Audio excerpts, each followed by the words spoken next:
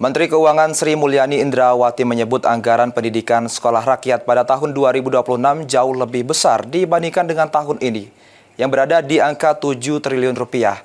Penambahan anggaran tersebut difokuskan untuk mendukung operasional di 200 titik sekolah rakyat.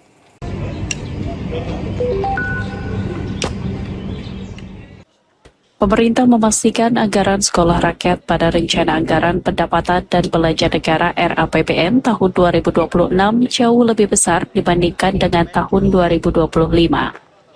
Adapun alokasi anggaran untuk sekolah rakyat pada tahun 2025 mencapai 7 triliun rupiah.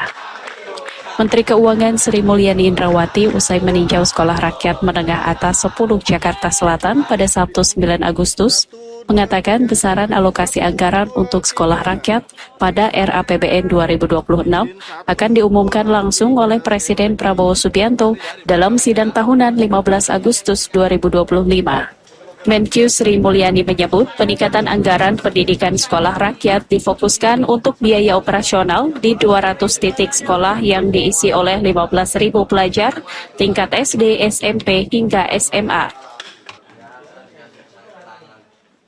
Besar tahun ini sekitar 7 triliun itu untuk Kemensos maupun Menteri PUPR karena tidak semuanya ada di beliau. Tadi kan guru-guru juga dari Kemendikdasmen. Jadi ini semuanya adalah kolaborasi dari kita semua. Nanti tahun depan akan meningkat jauh lebih besar karena tadi operatingnya 1 tahun untuk 200 sekolah yang diperkirakan akan berjalan.